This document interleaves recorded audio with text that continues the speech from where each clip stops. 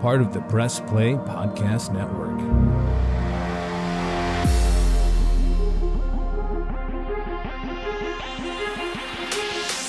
"45, 50, 45, 40, run, William, run! He's got blockers in front, 5, touchdown! Joshua Cribs turns disaster into a score! Kick blocked! They blocked the kick!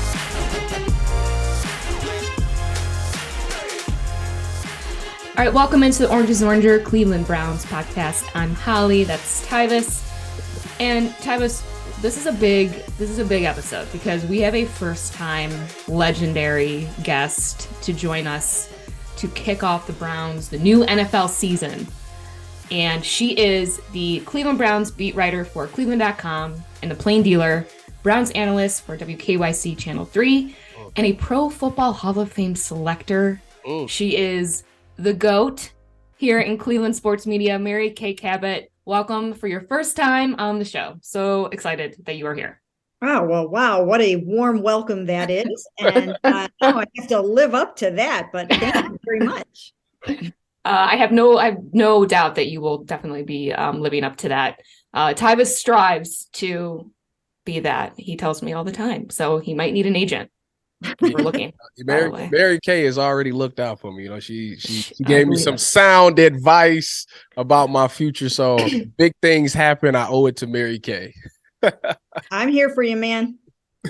Mary Kay, I think, I have a ton of questions for you, but I would love to start a little bit just to have our listeners learn a little bit more about you. And I think the biggest question, I know for me, how hard has it been for you to cover a predominantly losing team all these years? I mean, what goes through do you still have hope? I guess two separate questions, but they kind of end up going into one.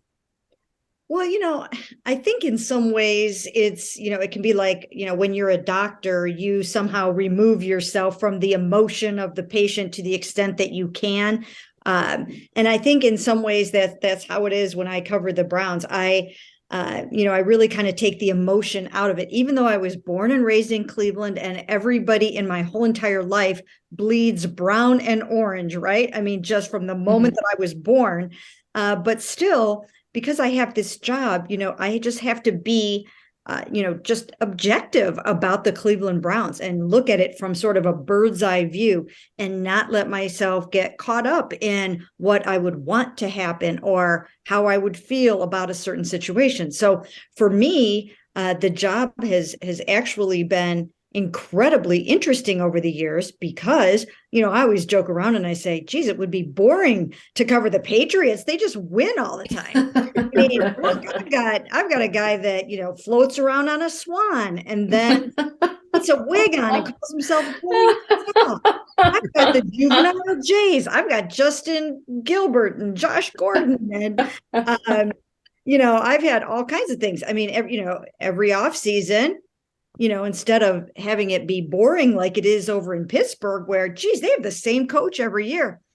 I get the pleasure of every 2 years doing a coaching search, a general manager search. Yeah. So the job has changed. And also that is part of it too, that the job really has evolved over time. I mean, I do a podcast every single day now. I do videos every day. Back in the day, many years ago, I was primarily a sports writer. Now I'm multimedia and I do a little bit of everything. So the job has changed too, and that's kept it fresh and exciting. So at what age or when in your life did you realize that this is what you wanted to do? And was it always with the Cleveland Browns? Was that your dream job? And Mary Kay, before you jump in, from what I understand and read, you did not join the Plain Dealer to be a sports journalist. Is that right? Well, no, actually, I did. I got my internship in the sports department. But when I applied for the internship, I just applied for any kind of an internship that they had available. I was a journalism major at Kent State. And back then, so many years ago, really, you didn't dream to be a sports writer if you were a young girl. And that's why now it warms my heart. It really does. When I have so many young women and young girls that will come up to me and say, I do what I do because of you. or, I Mhm. never thought I could do something like that until I saw what you're doing. And so I'm glad that I was able to help blaze that trail. There were a few that came before me, but not all that many. And, so I was kind of like right in the tail end of the first wave and just about the second wave of females in this business. So you didn't really grow up dreaming to do that. It wasn't a thought. I mean, you didn't dream of that any more than you would have dreamt of playing for the Browns, right? I mean, it just wasn't in your thinking paradigm. But I did come from a family of some of the biggest sports fans in all of Cleveland. I think my grandfather was written up in the Sun newspapers for being, one of the best sports fans in Cleveland. And, my dad, lived and died with the Browns. I mean, we always had, and it's just the same way in my house now, but we always had the Browns, the Cavs, the Indians on television. I mean, it was just such a big part of my life. But I didn't really necessarily think of it as a profession at that time. I didn't think of that until the Plain Dealer said, "Hey, we have an internship for you and it's going to be in sports." And I was like, "Oh, okay, let's give that a try." And it was pretty incredible. My dad was very, very excited about that. And, he definitely enjoyed it very much over the years until he passed 5 or 6 years ago. It was just an incredible thing for him to have a daughter who was covering the Cleveland Browns and who was a sports writer. But so that's how I got started. And then right after that internship, they hired me back, and one thing led to another. And I remember back then I just said, it doesn't matter what assignment they give me in that sports department, I'm going to act like I'm covering the Super Bowl. And I just poured my heart and soul into it. And I just worked really, really, really hard. And I knew I had to. I knew that I had to work almost harder than anybody else to prove myself, to overcome all the biases, to kick open doors, literally sometimes, and to deal with all the things that I've had to deal with over the years. Yeah, and you've been quite the trailblazer. So it's really awesome for a lot of those girls, me being one of them growing up, for sure. My dad made me go up and get an internship at WKNR, and he was, and I was like, "Dad, I'm a sports fan," but he's like, "Nope, you're going to go up there." And I did open the door and said, "I'm looking for an internship." I mean, that's how things were even when I was growing up. But and so as you've built your career over all of these years, and you find out, and everything you write about sources, all writers have them. And your list, I'm sure, is long and deep. Can you walk us through a little bit about how you've been able to form these relationships with these sources, and what that looks like as you cover the team and you break news? Well, it's funny that you should mention that, because the corollary to all of these coaching changes and all of these general manager changes and all of these regime changes and ownership changes that I've had over the years, it really impacts your ability to do your job effectively in many cases. And what I mean by that is when you have stability in a city and in an organization, you have the time to develop long-standing relationships with people. They get to know you. They know that they can trust you. And as the years go by, you just deepen that bond. And then you can pick up the phone and you're going to get an answer to what you need. But in Cleveland, we always kid around like Phil Dawson should have had an asterisk by his career because of the weather that he had to deal with in First Energy Stadium, Cleveland Browns Stadium. And I should have an asterisk because I never got to spend 10 years getting to know a general manager and having him trust me over those years, or a coach, or anybody, or even an owner, really. It's reinventing the wheel every 2 or 3 years. Now, hopefully for the Browns, they're in a period of stability and alignment, and they will have, a long, lasting relationship with this regime. But so for me, I've had to try to get to know new people every couple of years, and it's hard. It's really hard to develop those relationships. It's not easy at all. And then, what you try to do on the, just in the league, you go to as many events as you can. I'm going to be going to the NFL owners meetings coming up on Sunday, and that is out in Arizona. And, you really spend time there trying to talk to people, get to know people. One of the things that they do out there is that they have a reception on Monday night. And it's one of the very few things that the media is invited to, where you can just mingle with owners and coaches and general managers. Most of the time, we don't have that opportunity. But this is one night where they open it up to us as well. And, you try to use that a night like that to your advantage as best as you possibly can. One of the other things that you do, like when you go to the NFL Combine, we always kid around that, our best work at the NFL Combine is done between 11 and 3 a.m. Now, it gets really difficult. I remember them times. It's really hard now because now they put the interviews at like 8 a.m. So when you're out until 3 and then you have to be over at interviews by 8, it could be a little challenging. I'm not complaining. I will never complain about anything about this job. But it's just to give you pull back the curtain and give you an idea of what it's like. So anyways, that's another way of source development. It's also for some people called drinking heavily, but it could also be called source development. So I'm going to roll with that. I like that. I'm going to use that going forward for everything. Rum drinking, source development. More about it. What has been your favorite piece this past year with the Browns that you've written, or what story you covered? What has it been the most exciting part about this past season? Well, I don't know if you would call these a couple of these stories necessarily exciting, but a couple stories that I did on some younger players, I thought they were interesting to do because I didn't know anything about these players when I sat down with them. And one of them was a receiver, Michael Woods, 6th-round pick out of Oklahoma. And we just got to talking. And it's one of my favorite things to do because, I really like to have conversations and get to know people and get them to open up and tell me their stories. I love to do that. And I have an appreciation for the age group because I have a 26-year-old, a 24-year-old, and a 22-year-old. So like, you just can't put anything past me if you are in your 20s. I've got this, right? I've got this.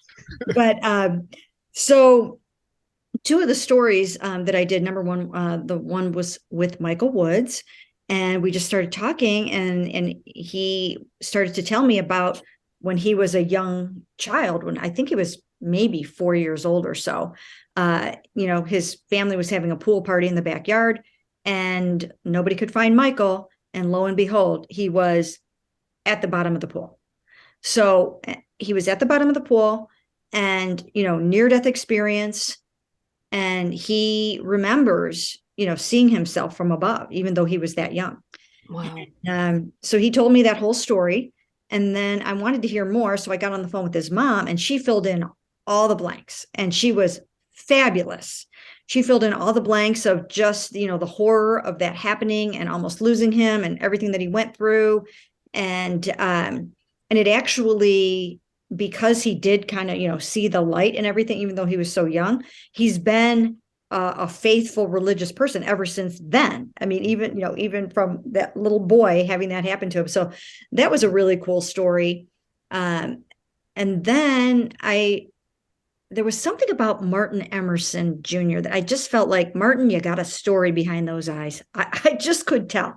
You know what I mean? I just felt like, Martin, I got to know who you are. So I sat down with Martin, and I'm a naturally curious person. I want to know everything about everybody, right? I mean, I'm just very, very, very curious.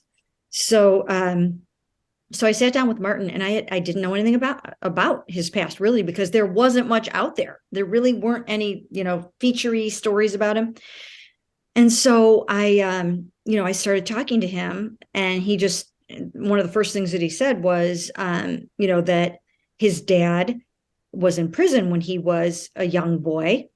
And then when his dad got out of prison, his mom went into prison. And I thought, this puts a different spin on, the hardships that a lot of these young men go through. Okay. A lot of them have very difficult lives. And it really does truly, truly, honestly break my heart. A lot of the stories that I hear and tell. But this was different because, he was without his dad for a long period of time. And then he was out without his mom from like age 6 pretty much on, except for occasional, meetings here and there. And he was raised by his dad. And I got on the phone with his dad, and his dad and I were on the phone for like an hour. And his dad was fantastic because he told me the story of how he had to raise these 2 boys all by himself, coming out of prison, reestablishing himself in the community, learning that he wanted to be a better man, learning that he wanted to be a father to these boys and show them the way. And, started a landscaping company, and the boys had to work with him.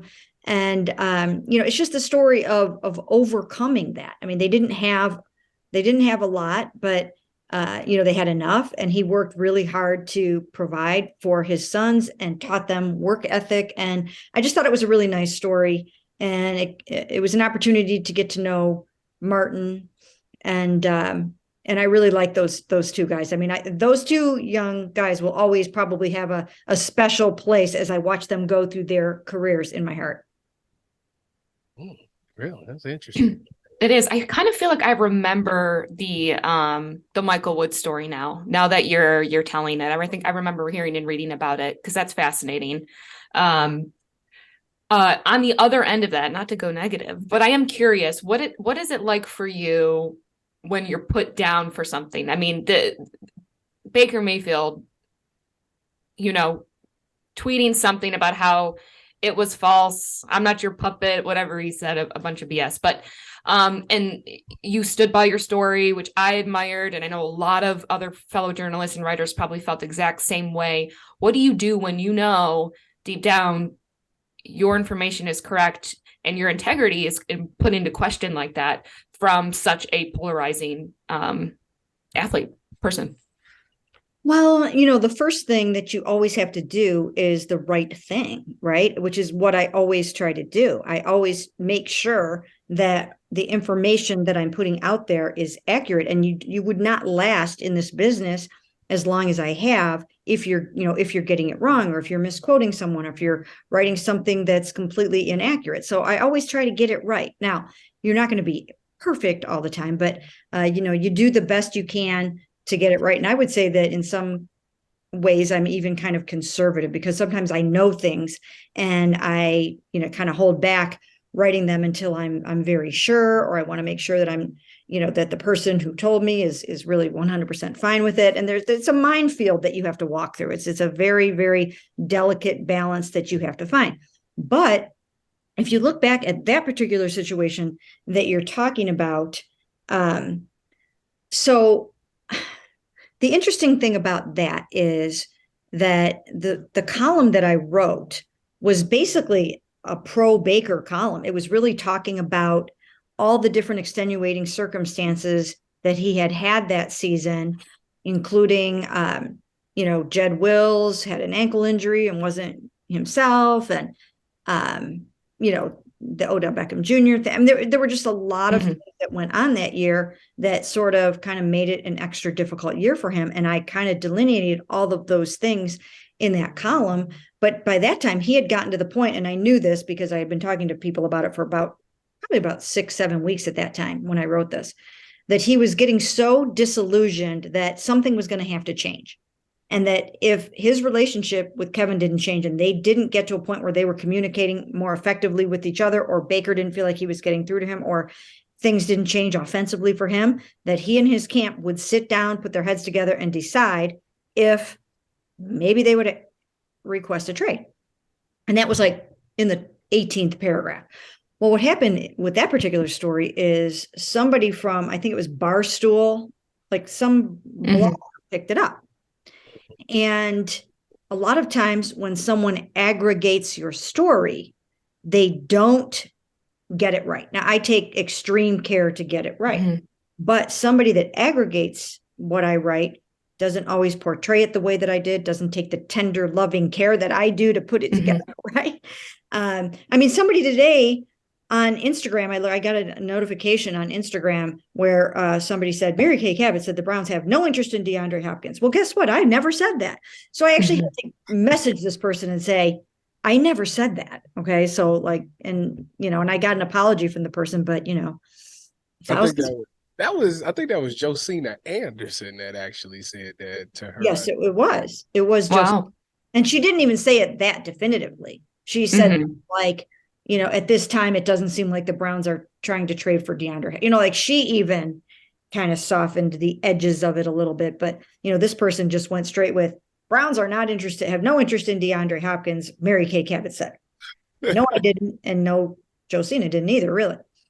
And then anyways, there were a few things like that. But so what happened with the Baker Mayfield clickbait situation is he did not read what I wrote. I was just going to ask that. Did he even read what you wrote? He did not read what I wrote. He did not read what I wrote. Most people don't. I mean, that was my next question. Yeah. Anymore.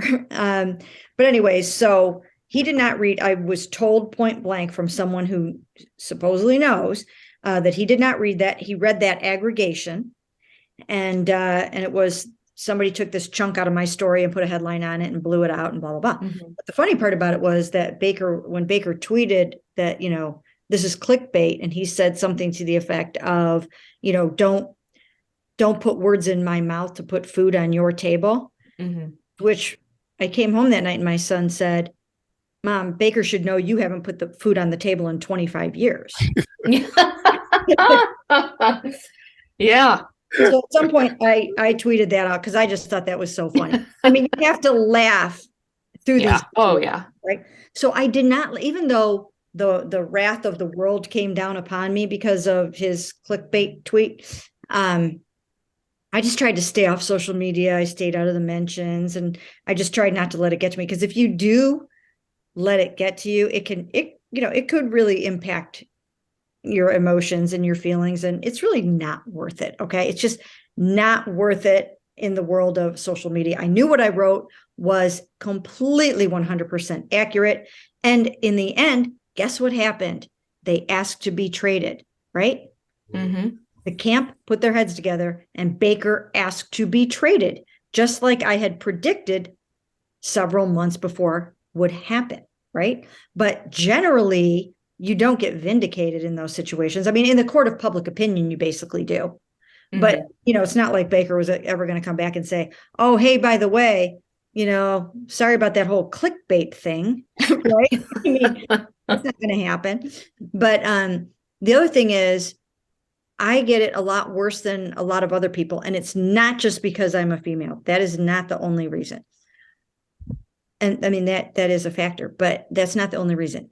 Basically, I had a person who has a large social media following. I'm not going to get into details, who was kind of using their platform to kind of go after me. For a period of years. And I didn't realize it until one of my daughter's friends was over, and I was like, God, why do I take so much crap on social media? And this guy was like, oh, you don't know about so-and-so and what he does to you all the time and the following that he has and how he is basically, so anyways, I had to work through that issue. But that is the reason why, it was very pointed that that person decided that they were going to try, because I blocked him on Twitter some years ago, and it was just a point of contention. And so it just grew into this big, huge thing. So anyways, that became, just another obstacle, but it's okay. I mean, that's, you don't take a job like this unless you can handle the heat. I mean, you just don't do it. Have you ever like put something out there that the world was mad at, and your kids actually got like scolded because of that? Because that's something that I would think if they does it affect your kids, right? I mean, yeah. You know what? First of all, I have to give them a lot of credit because they came up in the world of social media. So for them, they look at it like, oh, Twitter, are you kidding me? Who cares what anybody says on Twitter? You know what I mean? They just have a different perspective on it. Whereas a lot of times in the business, sports writers in the business, like if somebody says something about you on Twitter or somebody does something or whatever, it's like, oh no. And my kids are like, really? Like you give two craps about what that person just said about you. So they have a great attitude about it. And I would have to say that for the most part, they were like, it's not a real world. Don't even give it a second. So it helped.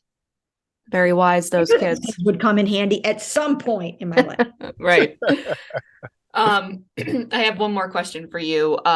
What drives you the most crazy about Browns fans? Nothing that much drives me that crazy about Browns fans. I don't think it's really not that so much, although the we used to call them the Baker Bros, that was a little tough crowd to deal with. So yeah, that was a challenging period, but I ignored a lot of that. Tyvis, anything else before we move on to Browns free agency for Mary Kay?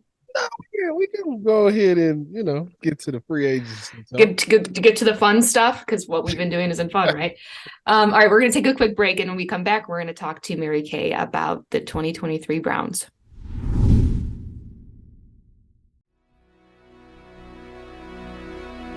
Hey everybody, it's Sam Amico from Cavs on the Break NBA podcast. Be sure to give us a listen for all your Cleveland Cavaliers recaps, analysis, breakdowns, draft talk, free agency. The list goes on and on. Give us a listen, Cavs on the Break NBA podcast.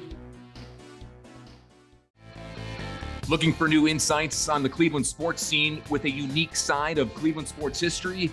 Then you found the perfect podcast. I'm John Sable. And I'm Scott Sable, and we're hosts of the Sable Brothers on the Baseline podcast, a podcast about Cleveland sports, but not your typical podcast about the land's sports teams. Join us as we embark on a journey of sharing a unique and historical side of Cleveland sports history with the help of some former Cleveland sports stars and other historical figures. All right here on the Sable Brothers on the Baseline podcast, part of the Press Play Podcast Network.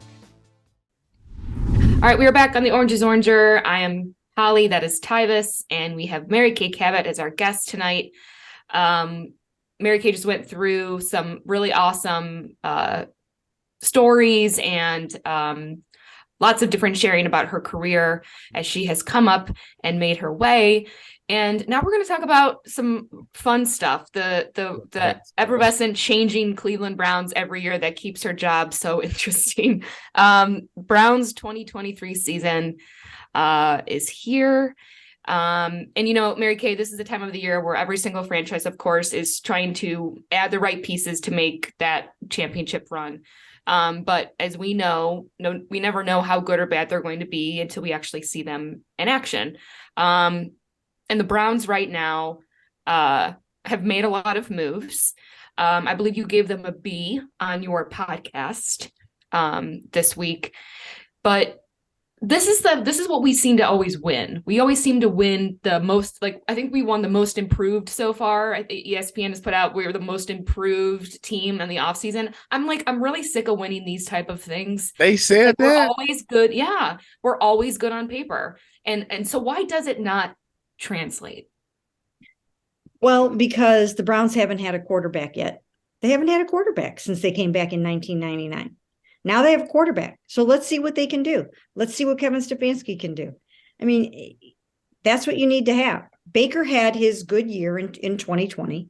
But, then defenses caught up to him. And, that was kind of, maybe it was his ceiling. Maybe it wasn't. Maybe he'll go on to have a terrific career. We don't know that yet.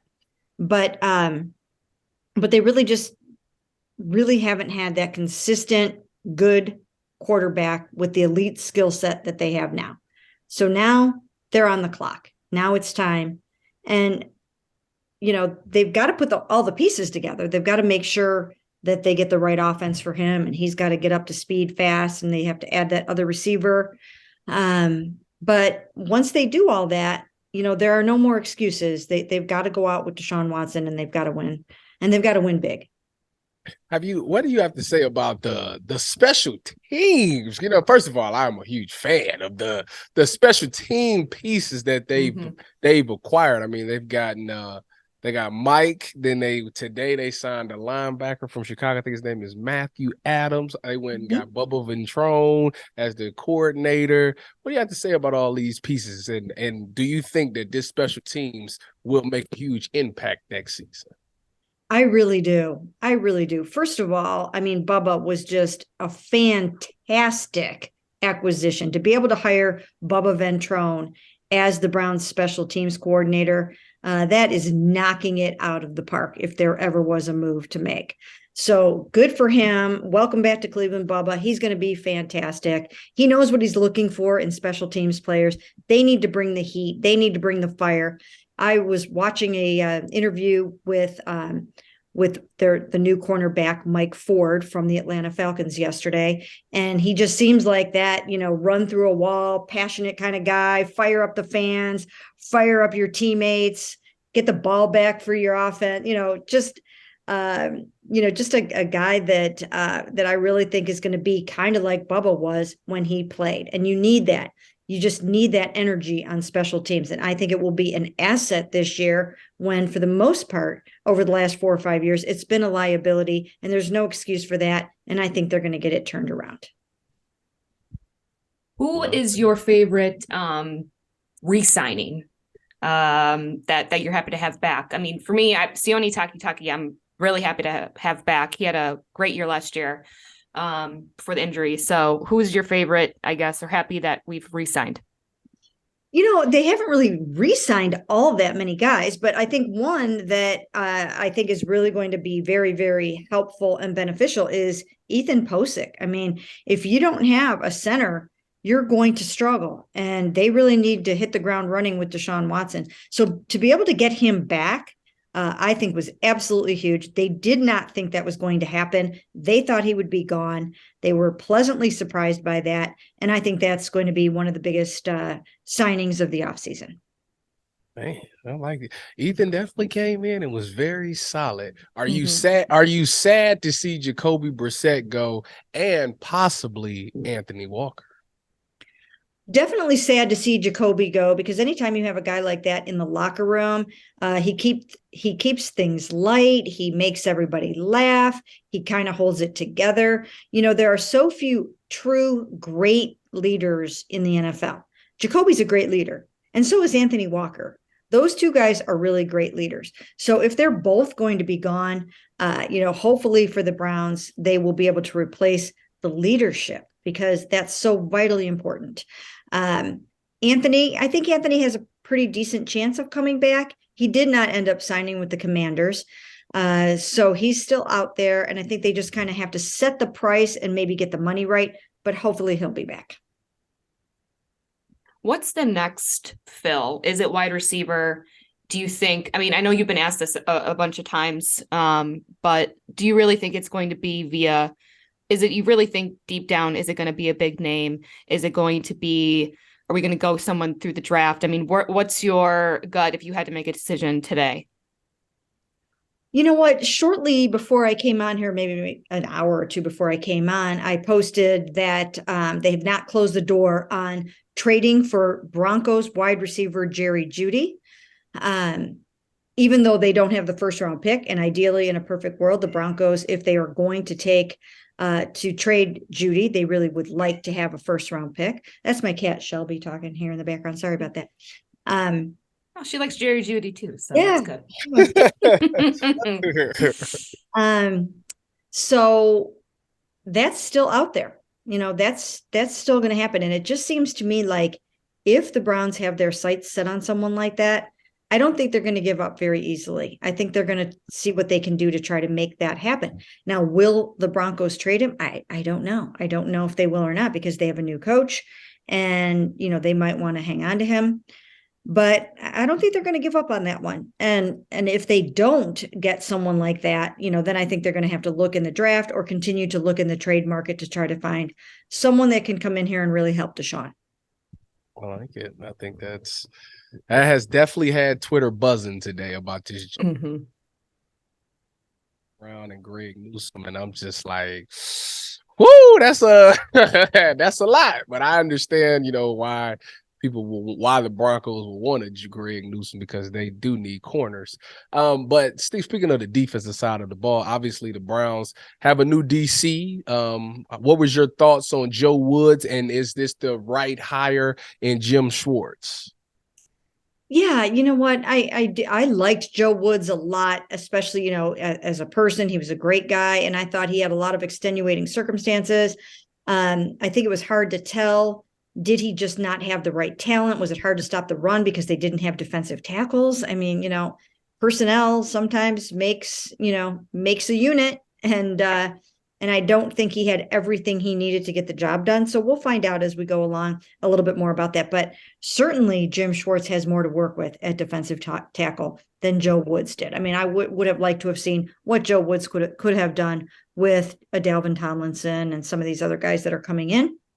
But I do think Jim Schwartz will bring a firm hand, a discipline. I think he'll help change the culture on the defense.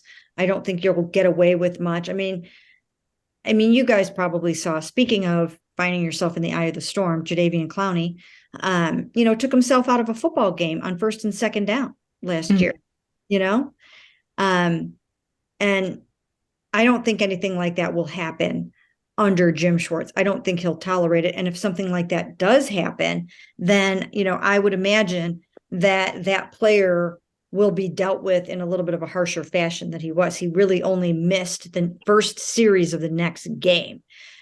For a player to go to, basically say, no, I'm not doing that. I'm not playing on 1st and 2nd down. And he had to be talked into playing on 3rd down. I mean, no. Yeah, well, and that leads in to my next question, because I'm worried about the culture. I mean, the culture's been in question for a very long time. And last year was incredibly, we knew that it was not going to be what we thought it was going to be, with Watson being suspended, of course.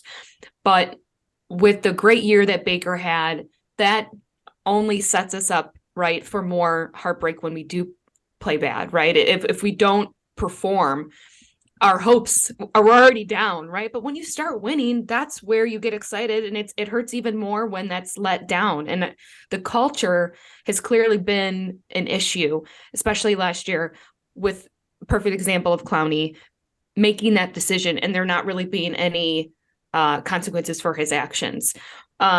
So you do think that someone like Schwartz is going to be able to come in and make those type of changes that we need, because that's what I've worried about with Stefanski, to be honest. I like Stefanski. There are a couple things I worry about with him, but I have worried about him being commanding and being respected in that sense of, because those type of things, are a culture when they're making the penalties and stuff. So do you feel really that at this point that this is the right regime finally to come in and to stand their ground and hold these guys accountable? I do think that Jim Schwartz, because, I do think that he will rule with more of an iron fist. I really do think so. And, I was here when Jim Schwartz was here with Bill Belichick, Mike Lombardi. Okay. So he learned from Nick Saban and Bill Belichick. Those guys don't put up with too much. Okay. I mean, they just don't. So that's his foundation. Jim Schwartz owes his career basically to Bill Belichick. And so he's got Bill Belichick's tapes running through his brain. He's got Nick Saban tapes running through his brain. You do things a certain way when you have been trained by guys that are the best at what they do in the business. So I really do think that from the top of the defense that you will see a tremendous culture change. And then they've added some guys that I really like their attitudes so far. Some of these guys are really, positive, energetic, smart, tough, accountable, all those things the Browns always say they want. But just in already talking to some of them, you can tell that they're going to bring, just a real high character, a high football acumen, a lot of energy, a lot of positivity. I think Juan Thornhill is going to be a leader in the back end right from the jump, and a positive leader. I don't think he's going to let guys, kind of splinter the way that they did last year. Even though he's going to be new to the game, I still think that he will be. I mean, when you've been to 3 Super Bowls in your 4 seasons, people are going to listen to you, right? Yep. Because you know what it takes to get there. He's been to 3 Super Bowls. And so I think just by virtue of that, people will gravitate towards him. So yes, I do think the culture change is here. Now go back to the offensive side of the ball. There's a lot of articles that was being written about the Browns potentially going to this air raid system. Do you buy into that? And what would that mean for Nicholas Jamal Chubb? You know what? I don't really see them going to an air raid. I mean, you usually don't stray too far from your roots. And that's not who Kevin Stefanski is. And that's not who Alex Van Pelt is. But, these guys have had a lot of influences in their career. So when it comes down to devising the kind of an offense that Deshaun Watson can excel and flourish in, they'll be able to do that.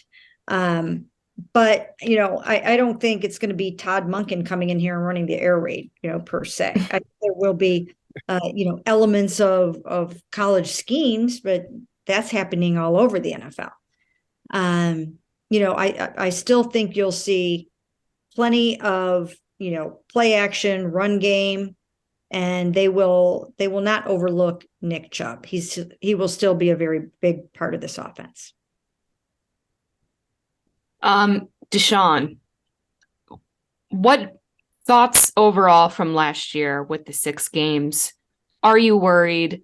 I think, and I'm curious because, you go through those 6 games, it's fresh. There's a lot of pressure at that point. There's a lot of assumptions maybe being made across the board, fans alike. But you covering him for those 6 games and now looking into next year with his elite status, will he live up to it? Is he going to be the one for us that's going to come in and take us, to the playoffs, beyond Super Bowl? Yeah, the famous S word,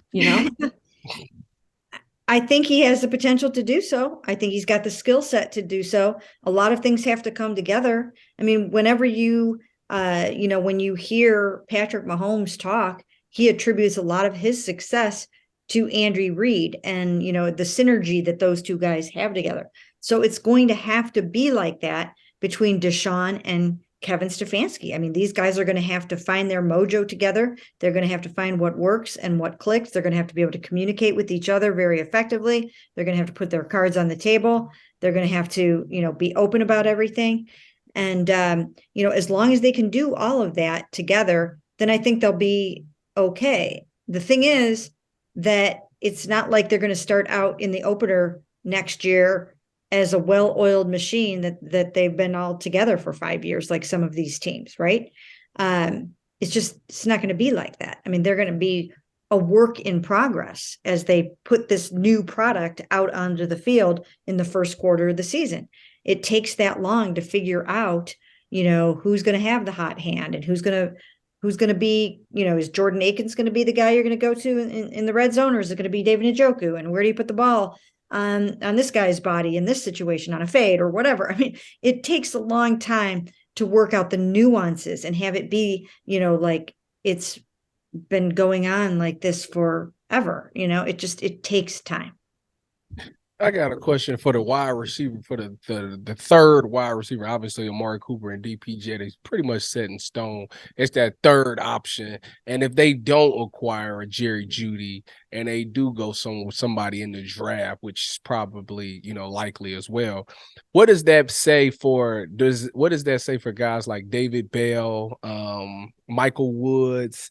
And I actually just seen Demetric Felton just posted on Twitter and he looked really good. So what does that mean for those guys? Do these guys get put on the back burner? Have the Browns completely just turned the page on those guys? What does that mean? Well, it really depends. And it's a great question. What's it going to mean for some of the receivers with the New York Jets if Aaron Rodgers comes on the scene and he wants Odell Beckham Jr. and Randall Cobb, and now he's got Alan Lazard? You know what I mean? Like, what happens to Corey Davis and Elijah Moore and guys like that. So it depends on who lands on the doorstep. If they bring in a Jerry Jeudy and they bring in a Marquise Goodwin, who visited the Browns today but did not sign, left without a contract. If they bring in new guys like that and maybe draft someone else, then you have to see where the other guys fit into the puzzle. Maybe you trade someone, or maybe you trade a couple guys, or maybe you put them on the practice squad. I don't think they know the answer to that yet, because the pieces are not all here yet.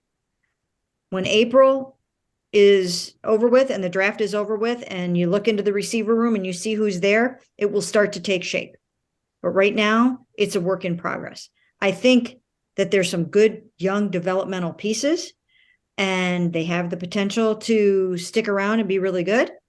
But things might get a little crowded. You've got to be able to work well with Deshaun Watson. You've got to be able to run those sight adjustments on the scramble drill and make sure that you can get open and stay alive and have the natural vibe to be able to do those improvisational off-schedule plays. If you can't do that, then you're not going to fit with Deshaun. And again, sometimes it takes a while to figure that out. How is Deshaun's and Stefanski's relationship so far?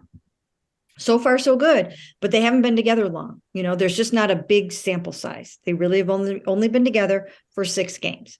So, now it's time to see, both of those guys. What do you have? How are you going to work together? How are you going to communicate? Kevin, how are you going to bring out the best in Deshaun? And Deshaun, what are you going to do if you don't like what you see? What if it doesn't feel right to you? How are you going to express yourself? So, and I think he will be able to do that because he's got enough people around him, Quincy Avery and, different people like that, are advising him and have been around him for a long time.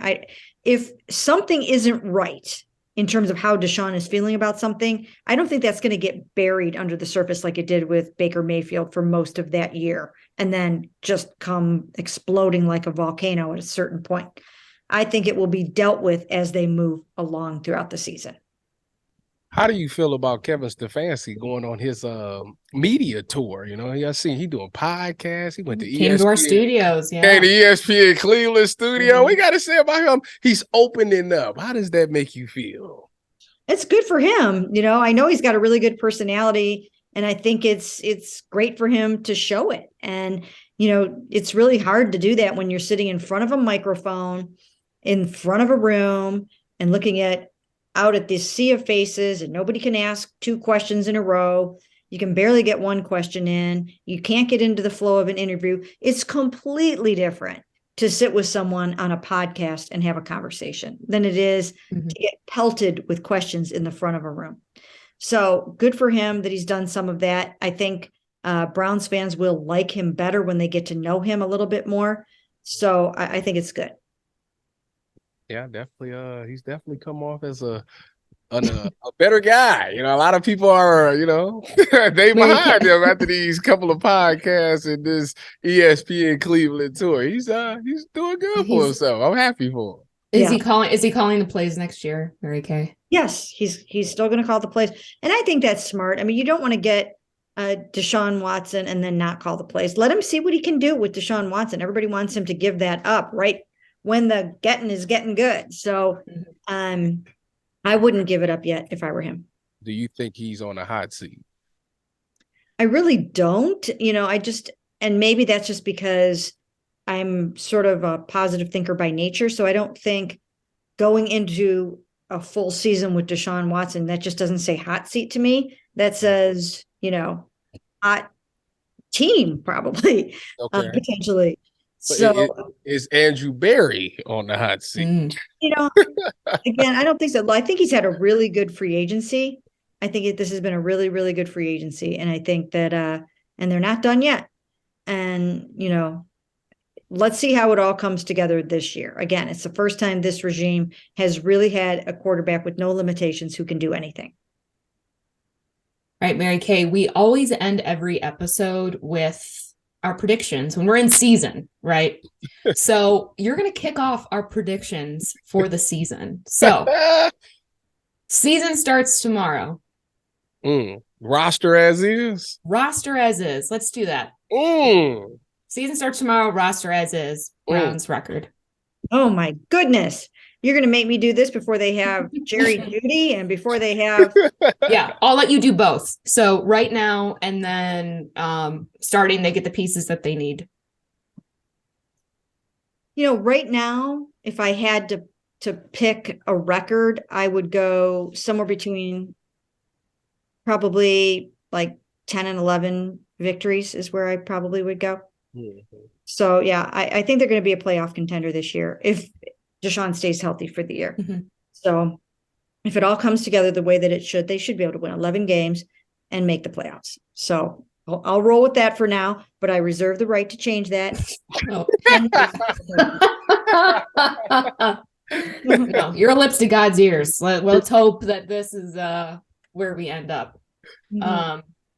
Well, Mary Kay, it has been so awesome having you on today, learning more about you and your career, and of course your Browns insider information and take. So thanks for coming on. You're welcome anytime on the Orange is Orange. Thank you so much for taking time out your busy day.